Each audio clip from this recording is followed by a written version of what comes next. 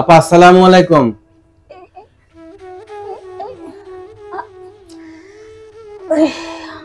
বলার বারবার চেষ্টা করছেন কিন্তু তিনি পারছেন না। আসসালামু আলাইকুম। ওয়ালাইকুম আসসালাম। এইবার আপনি আমার নামটা একটু বলেন তো, আমার নাম কি? ভিউয়ার্স খেয়াল করুন, আকলিমা সে এখন এসেই আমার চেম্বারে কি সুন্দর একটি হাসি দিয়েছে। তো এই হাসিটা দেখে সত্যি আমি নিজেই মুগ্ধ হয়ে গেলাম। কি খবর আকলিমা আপা, আছেন কেমন? ভালো আছি। ভালো আছেন।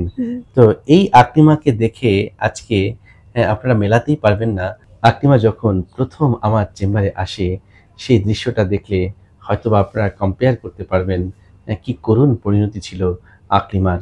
সে যখন আমার চেম্বারে আসে অনেকটা খুঁড়িয়ে খুঁড়িয়ে আমার চেম্বারে ঢোকে। সে আসলে কোনোভাবেই তার মুখ দিয়ে সুন্দর করে কথা বলতে পারছিল না। আপনার নামটা বলুন। আকলিমা। আমি তার সমস্ত পরীক্ষা নিরীক্ষা সম্পন্ন করি এবং খেয়াল করি যে তার যে স্বরযন্ত্র, সেই স্বরযন্ত্রের যে ভোকাল কর্ড থাকে সেই ভোকাল কর্ড দুটো সঠিকভাবে ফাংশনিং না।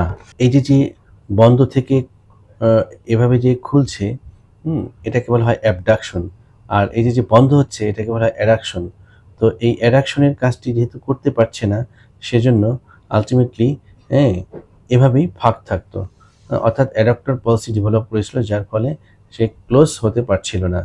এইটার ফলে আলটিমেটলি তার স্বরটা বসে গিয়েছিল এবং ঠিক মতন কথা বলতে পারছিল না। ভয়েসের যে একটা এক্সারসাইজ সেটি করার ফলে এবং ওষুধ খাওয়ার ফলে আজকে আসলে অবাক করার মতন একটি বিষয়, তার যে ভোকাল কর্ডের যে পলসিটি ছিল সেটা ঠিক হয়ে গিয়েছে। এটা হচ্ছে অ্যাবডাকশন, এটা হচ্ছে অ্যাডাকশন। অ্যাবডাকশন মানে ফাঁক হওয়া, অ্যাডাকশন মানে বন্ধ হওয়া। এই যে ভোকাল কর্ডের মুভমেন্ট এটা ফিরে এসেছে, যার ফলে আজকে আকলিমা কিন্তু একটি নতুন জীবনও ফিরে পেয়েছে।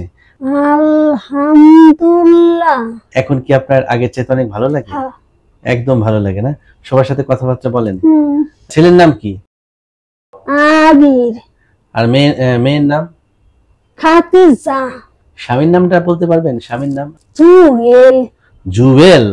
তাহলে আপনি আপনার ছেলের নাম বলতে পেরেছেন, মেয়ের নাম বলতে পেরেছেন, স্বামীর নামও বলতে পেরেছেন। তো আপনার কেমন লাগছে একটু বলুন? না, এটা আমার কাছে অনেক ভালো লাগছে যে দেখা যায় কি যে অন্য সব লোক হইলে দেখা যায় কি ফালাই থেকে যায়, আমি জানি এই রোগটা যদি আমার হয়তো অথচ আমার কষ্ট লাগতো। এই জন্যই আমি যাই নাই, চিকিৎসা করাইছি। আল্লাহ ভালো করার মালিক, আপনি লোক ছিল যে আপনার চেষ্টার কারণে উপর আল্লাহ ভালো করেছে।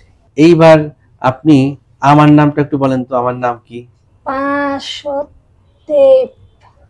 Very good.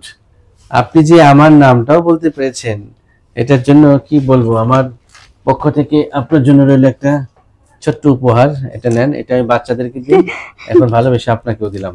তো ভিউয়ার্স, আমি এই ভিডিওগুলোর মাধ্যমে আমি চাই আপনাদেরকে সচেতন করতে। আপনারা সচেতন হবেন, আপনারা এই ভিডিও দেখে অন্য আরেকজনের কাছে শেয়ার করবেন, যাতে করে এইরকম রোগে যারা আক্রান্ত রয়েছে তারাও যেন মনের বলটা বাড়াতে পারে, দেখে একটু আশ্বস্ত হতে পারে, না চিকিৎসা করলে সুস্থ হওয়া সম্ভব।